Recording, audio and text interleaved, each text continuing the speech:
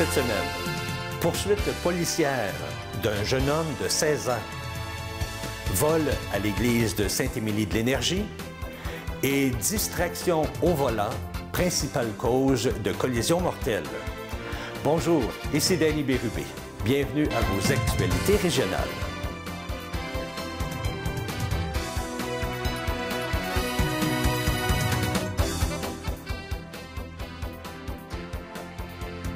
Bonjour à vous.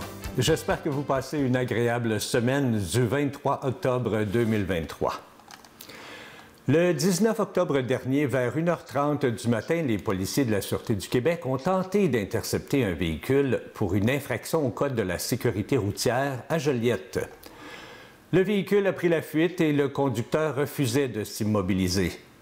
Le véhicule a finalement fait une sortie de route dans un fossé de la route 347 entre Saint-Émilie de l'Énergie et Saint-Côme. Il y avait 3 occupants à bord. Les 2 passagers n'avaient aucune blessure apparente et ont refusé d'être transportés au centre hospitalier. Le conducteur, un jeune homme de 16 ans de Joliette, a été transporté à l'hôpital pour des blessures légères en apparence. Il a été arrêté pour vol de véhicule, fuite, conduite avec capacité affaiblie par la drogue et bris de probation. Un prélèvement sanguin a été obtenu et il pourrait faire face à des accusations à une date ultérieure. Il a été remis aux autorités compétentes puisqu'il était en fugue de Montréal depuis le mois de septembre. Le 15 octobre dernier, au cours de la nuit, des individus se sont présentés à l'église de Saint-Émilie de l'Énergie pour s'emparer d'une cloche placée sur le terrain. Les suspects se déplaçaient à bord de véhicules foncés. Madame Louise Ayotte de la Fabrique rapporte que des individus avaient d'ailleurs commencé la journée d'avant, soit le 14 octobre, à scier les pièces qui retenaient l'une des cloches à son socle. Dans leur tentative, la cloche avait été renversée, mais les personnes ont quitté les mains vides. Elles seraient ensuite revenues la nuit suivante pour finir le travail. Ces cloches datent de 1924 et représentent une partie du patrimoine de Saint-Émilie de l'Énergie. Madame Ayotte pense que les voleurs voulaient utiliser cette volée pour vendre le métal, mais toujours sous le choc, elle avoue ne toujours pas comprendre ce vol. Elle espère simplement que la cloche sera rapidement retrouvée. Les policiers de la Sûreté du Québec du poste auxiliaire de la MRC de Matawini sont à l'œuvre pour retrouver les coupables. La distraction au volant reste un phénomène omniprésent sur les routes du Québec, s'il faut en croire le bilan d'une récente opération destinée à en faire la lutte. Pendant l'opération nationale concertée Distraction, qui s'est déroulée du 6 au 12 octobre, les corps policiers du Québec ont émis plus de 3000 constats d'infraction, dont plus de 1500 pour avoir utilisé le téléphone cellulaire au volant. Plus de 100 autres ont été distribués à des automobilistes qui portaient des écouteurs et plus de 200 autres à des personnes qui ont conduit alors qu'un objet, un animal ou un passager pouvait obstruer sa vue. La police rappelle que la distraction au volant demeure l'une des principales causes de collisions mortelles ou avec blessés graves au Québec. Chaque année, en moyenne, de 2018 à 2022, la distraction était la cause d'accidents ayant entraîné 122 décès et 465 personnes blessées gravement. Le ministère des Transports et de la Mobilité durable nous avise que la route 138 du côté des municipalités de Saint-Barthélemy et Saint-Cuthbert est complètement fermée, et ce depuis ce lundi 23 octobre. On doit remplacer des ponceaux entre les montées Saint-Viateur et Saint-Laurent. Le détour se fait par l'autoroute 40 et la montée Saint-Laurent. Prenez note que les travaux auront lieu jusqu'au 3 novembre. Vous avez peut-être vu dernièrement ces bannières à différents endroits? Non? Eh bien, vous risquez peut-être d'en voir de plus en plus. À la suite de l'annonce de la semaine dernière de l'adoption à 95% d'un mandat en front commun, pouvant aller jusqu'à la grève générale illimitée, eh bien, des bannières portant le message « Bientôt en grève » font leur apparition à plusieurs endroits dans la Naudière. On en retrouve sur la traverse piétonnière de l'île Saint-Jean à Terrebonne, sur les viaducs des boulevards Brien et La Rochelle à Repentigny, ainsi que sur le toit du CHSLD Saint-Eusèbe à Joliette. Dans la Naudière, l'appui au mandat de grève en Front commun s'élève à 95,1 %. Pour le Front commun, les réseaux de la santé et des services sociaux, de l'éducation et de l'enseignement supérieur sont précaires et peinent à remplir leur mission. Cette négociation doit permettre de regarder résolument vers l'avant et de reconstruire nos services publics sur des bases solides. Tout ça, bien sûr, dans l'intérêt de l'ensemble des Québécoises et des Québécois, qui l'ont d'ailleurs bien compris, comme en témoigne leur appui dans cette négociation. Le Front commun rappelle finalement que l'obtention du mandat ne signifie pas qu'il sera exercé de facto. Le cas échéant, eh bien, l'annonce sera faite officiellement et publiquement en amont par le Front commun. Jeudi dernier avait lieu le Gala Brandon en action, gala annuel de la Chambre de commerce. Plusieurs entreprises et organismes présents étaient en nomination et espéraient repartir avec l'un des nombreux prix offerts lors du gala. CTB-TV était sur place. Voici le reportage de cette soirée. Eh bien, nous y sommes à cette deuxième édition du Gala Brandon en action. Un gala qui est organisé par la Chambre de commerce avec plusieurs partenariats, dont entre autres Hydro-Québec et aussi la SADC. La SADC qui est la Société d'aide au développement de la collectivité de Dautrey et de Joliette. C'est une société qui aide financièrement et aussi donne leur soutien à des entreprises ou des organismes.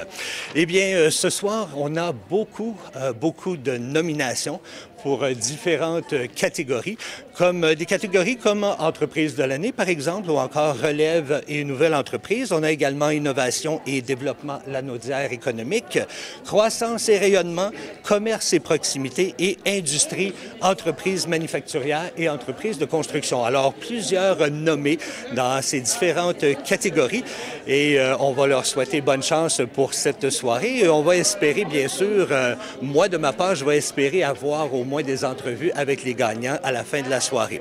Alors, qui seront ces fameux gagnants? Nous le saurons dans quelques instants.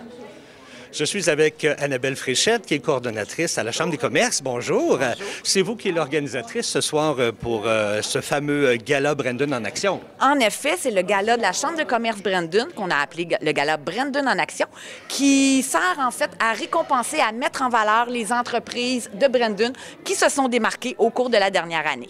C'est notre deuxième édition cette année. C'est notre deuxième édition. L'année passée, on avait eu un beau succès. On a souhaité répéter l'expérience et on a encore plus de succès. On a eu 2 fois plus de candidatures cette année et il y a encore beaucoup plus de participants ce soir qui vont être présents. Dites-moi, est-ce qu'on retrouve de la nouveauté cette année? Oui, il va y avoir entre autres un petit numéro qui va être présenté au milieu du gala. Ensuite, on va avoir aussi un prix spécial qui n'existait même pas il y a une semaine à peine, qui va être remis ce soir à un entrepreneur à qui on veut lever notre chapeau, en fait. OK. Puis qui décide? Est-ce que c'est la Chambre de commerce qui décide qui sont les gagnants ce soir? Non, on a un jury qui est formé de gens de l'extérieur de la Chambre de commerce qui proviennent de différents milieux, des organismes de développement économique, des organismes communautaires. Il y a même un des membres du jury qui ne connaît pas du tout le milieu, qui est tout nouveau ici, qui arrivait de Montréal. Donc, lui, il avait complètement un œil neuf sur les candidatures qui lui étaient proposées. Merci beaucoup, puis bonne soirée. Merci beaucoup. Bonne soirée à vous aussi. Merci. Mesdames, Mesdemoiselles et Messieurs, veuillez accueillir notre président, M. Daniel Baudouin, et notre animatrice de la soirée, Annabelle Fréchette.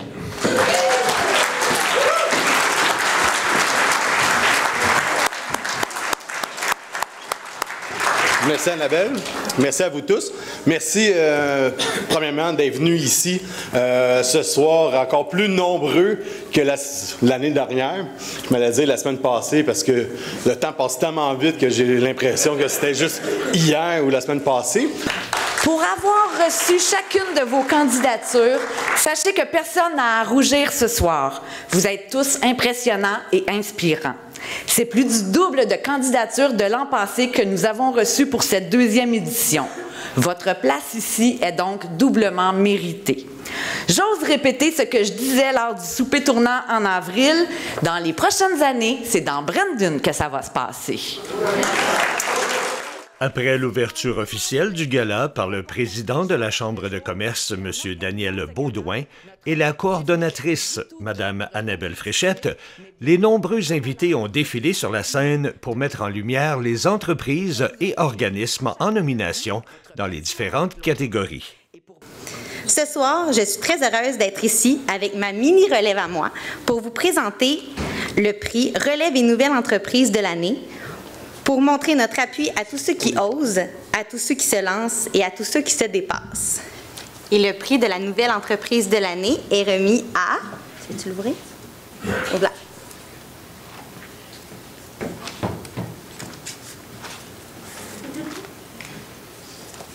Ce sera pas long.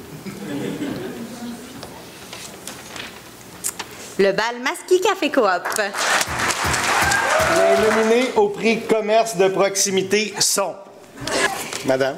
Et le gagnant ou la gagnante ou les gagnants est... Le marché Brandon. Le prix Industrie, entreprise manufacturière et entreprise construction est remis cette année à Fabrication Brandon Industrie Fabcar. En plus des nombreux prix offerts aux entreprises et aux organisations, la Chambre de commerce en a profité pour rendre hommage à un homme de la région. Un grand homme, connu de plusieurs pour son implication au sein de la communauté. M. Gilles Comeau, de CTB-TV.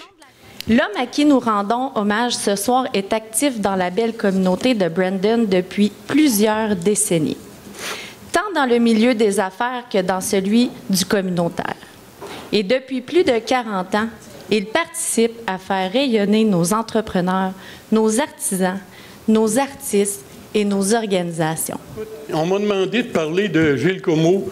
Il y avait une ligne jaune sur la feuille et on dit c'est ta place. Il faut étirer ta ligne jaune parce que parler de 75 ans de vie, ça va prendre un petit peu plus de temps que ça. Alors, Gilles, c'est à ton tour. À toi, Mélissa. Alors, au nom de la Caisse des Jardins du Nord de la Naudière, de nous tous, et avec tout notre cœur, félicitations et on te remet le prix hommage, M. Comeau.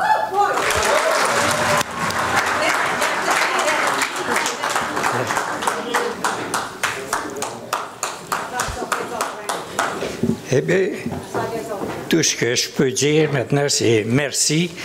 Et vous savez, 40 ans au service de la télé communautaire, on a passé des belles années, des moins bonnes. Et aujourd'hui, je peux dire que la télé, c'est un peu comme une renaissance, si on veut, parce qu'elle est au plus fort de toute l'action qu'elle a eue pendant ces 40 ans-là. J'ai une belle équipe. Je suis un peu comme, on pourrait dire, comme un chef d'orchestre. Et actuellement, même si j'ai des années, puis j'avais pas beaucoup de musiciens avec moi, mais cette année-là, l'orchestre est complète. Et puis on peut dire qu'on est au service de la population. Alors je vous remercie beaucoup et j'espère que les belles années sont à venir.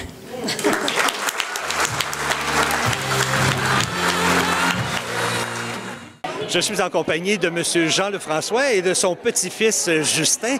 M. Jean Lefrançois qui fait partie de Lefrançois Sport et qui a gagné le prix Coup de cœur d'Hydro-Québec. Et c'est Justin qui a été chercher le prix. Est-ce que tu étais nerveux? Oui. Oui. Avec le prix que tout le monde me regardait. Oui, hein? Puis tu avais un beau discours à part ça, hein? Oui. Oui. Et est-ce qu'on est content d'avoir été choisi comme coup de cœur d'Hydro-Québec? Oui, c'est un plaisir pour moi d'avoir ça parce que je n'étais même pas au courant de beaucoup de choses de même.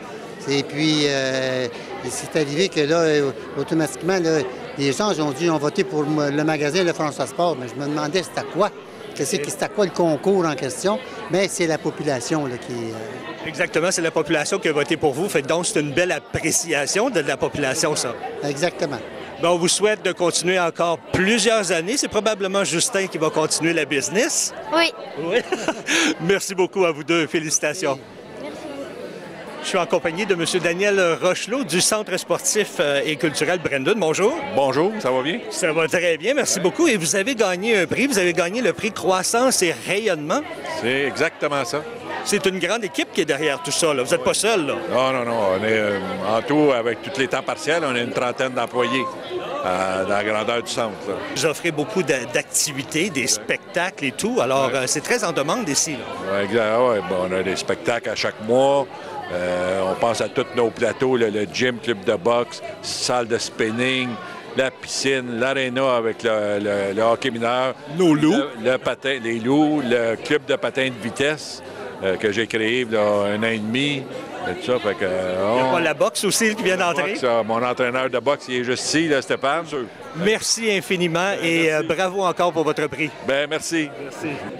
Quelle belle surprise ce soir au Gala Brandon en action avec un hommage de Desjardins qui a été offert à M. Gilles Comeau de CTB-TV. M. Comeau, comment est-ce qu'on se sent d'avoir reçu ça ce soir, ce bel hommage-là? Bien, ça fait toujours plaisir de recevoir un hommage comme ça. D'ailleurs, c'est mérité, oui, mais c'est aussi à cause de toujours une équipe en arrière aussi. Moi, je suis content, je suis fier. L'hommage, c'est moi qui ai le fameux hommage, mais CTB en arrière, là, qui rayonne maintenant un peu partout dans la province. Ça, c'est ça qui fait plaisir, puis qui est le gros merci, si on veut, là, de tout ce qui est... Puis, naturellement, quand on fait du bénévolat comme ça, il y a toujours en arrière de nous autres une femme. Et ça, c'est important. Je l'ai oublié tout à l'heure, mais c'est important d'avoir une femme qui nous appuie et puis qui est... Elle travaille très fort aussi. Qui est fière de ce qu'on fait puis qui nous aide aussi dans notre travail. Alors ça, c'est important aussi. Alors, c'est mérité, mais par toute l'équipe aussi mérite... devrait avoir tout leur nom sur l'hommage aussi. Bien, merci beaucoup à vous, puis encore une fois, félicitations. Bien, merci. Eh bien, c'est ici que se termine cette belle soirée du Gala Brandon en action, et moi, je suis bien entouré avec mes coéquipiers. Mon patron, mon gestionnaire, Gilles, félicitations encore, Gilles. Et Jean-Yves, qui a fait un très beau discours. Ah, t'as dit, moi, dans le discours, je suis pas pire. Il est fort, notre Jean-Yves, dans le discours. Eh bien, on félicite tous les gagnants, tous ceux qui ont remporté des prix ce soir. Et merci beaucoup d'avoir été là. C'était Danny Bérubé pour CTB-TV. Bonne soirée. Le premier coup de pelle symbolique a été donné par le maire Martin Héroux de Saint-Émilie-de-l'Énergie pour officialiser la mise en chantier des travaux pour le nouvel accueil du parc de la plage. Ce pavillon moderne est présenté comme l'âme du parc, autour duquel graviteront les participants aux activités qui seront déployées dans les années à venir. Plusieurs autres projets en lien avec le parc sont aussi en cours de réalisation et seront présentés au fur et à mesure de leur déploiement. Selon Mme Isabelle Perrault, préfète de la MRC de Matawini, des infrastructures communautaires de cette envergure bénéficient à toute la Matawini. Et selon M. le maire, la Ville travaille très fort pour que Saint-Émilie-de-l'Énergie devienne la plaque tournante du plein air durable en Matawini. Dans l'ensemble, le projet du parc municipal représente des investissements d'un peu plus de 3 millions, dont près des 2 tiers sont subventionnés par différentes instances. Du 23 octobre au 3 novembre, inclusivement, la municipalité de Saint-Gabriel de Brandon procédera au rinçage de son réseau d'aqueducs. Cette intervention pourrait engendrer quelques désagréments, comme par exemple une légère baisse de pression, accompagnée ou non d'une coloration rougeâtre, des taches sur les tissus lors de la lessive et des dépôts dans les filtres des robinets. La municipalité suggère donc d'ouvrir le robinet d'eau froide de votre baignoire et de la laisser couler jusqu'à ce qu'elle devienne incolore avant de procéder à une lessive. D'enlever aussi les petits filtres de métal sur les autres robinets durant cette période. Et si vous disposez de toute autre forme de filtre, de procéder régulièrement au rinçage pendant et quelques jours après les opérations. En cas d'eau brouillée ou colorée, bien, vous devez faire bouillir l'eau au moins 1 minute avant de la consommer. Un sinistre est souvent très vite arrivé et on n'est jamais prêt pour ça. Alors pourquoi ne pas au moins nous préparer juste un peu, au cas où? Eh bien, la Ville de Saint-Gabriel vous suggère de préparer une trousse d'urgence qui contient des articles nécessaires pour permettre à vous et à votre famille de subsister pendant les 3 premiers jours d'un sinistre. Une simple trousse pourrait contenir, par exemple, de l'eau, de la nourriture non périssable, trousse de premiers soins, couverture et même des chandelles. Eh bien, afin de vous aider à préparer votre trousse, la Ville de Saint-Gabriel vous propose un petit vidéo à ce sujet. On l'écoute.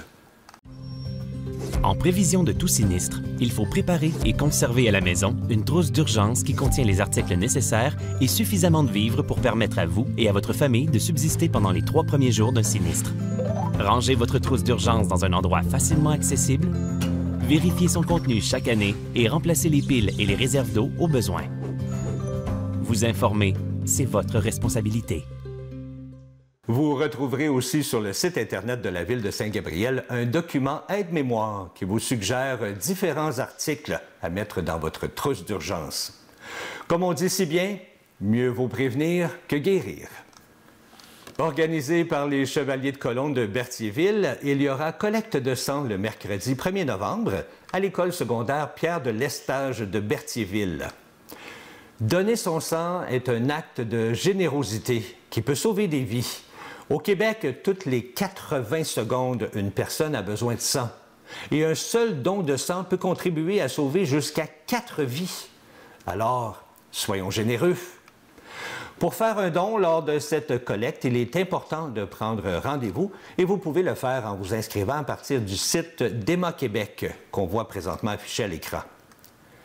Sachez que chaque donneur recevra gratuitement un billet pour participer à la campagne des œuvres charitables du Québec qui est organisée par les Chevaliers de Colomb. Vous pourriez gagner jusqu'à 200 000 $ en prix. C'est intéressant, hein? Un simple petit don et vous pourriez gagner. L'Halloween n'est pas encore passé, qu'on parle déjà de Noël. Et oui, mais on vous en parle tout de suite parce que les billets s'envolent tellement rapidement. Un des plus beaux spectacles de Noël que vous pourrez voir cette année, bien, c'est le spectacle Une tradition en chanson, avec la participation d'une brochette d'excellents chanteurs.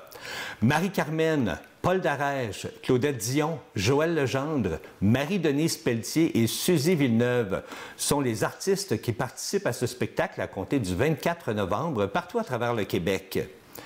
La tournée est particulièrement impressionnante avec 26 représentations en un mois. Elle s'arrêtera à différents endroits, dont Joliette, le 17 décembre. Quel beau cadeau à s'offrir ou à offrir à un être cher. Il s'agit de la 6e édition, ce qui fait en sorte le spectacle le plus ancré dans les traditions de fin d'année des Québécois. Comme son nom l'indique, eh bien, ce spectacle est maintenant une tradition pour plusieurs. Et il y a près de 100 000 spectateurs au fil des ans qui ont vu le spectacle, plus d'une centaine de représentations, la participation d'une trentaine des plus belles voix du Québec, bref, un incontournable de fin d'année. C'est une mise en scène qui est signée Joël Legendre et qui, pour la première fois, fait partie de la distribution.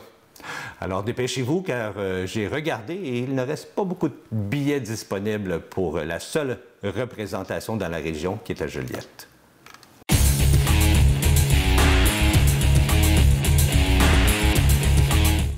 Pour une deuxième fois consécutive, eh bien, les Loups de Saint-Gabriel ont dû encore une fois s'incliner devant les HC Crédit Oui de Mercier dimanche dernier à Saint-Gabriel.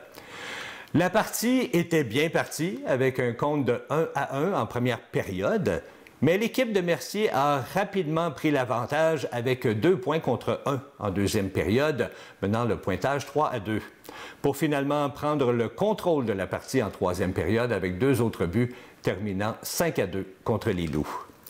La prochaine partie des Loups aura lieu le samedi 28 octobre contre les Hockey Experts à l'Aréna Vaudreuil-Dorion. Voilà, c'est ce qui complète vos actualités régionales. Si vous avez été témoin d'une nouvelle, alors faites-nous le savoir en nous écrivant ici à CTB-TV. Cette semaine, ne manquez pas l'émission spéciale du reportage Coop Santé du Grand Brandon, une belle entrevue qui vous fait découvrir la nouvelle clinique Coop de Saint-Gabriel. C'était Danny Bérubé pour vos actualités régionales. Je vous souhaite une excellente journée.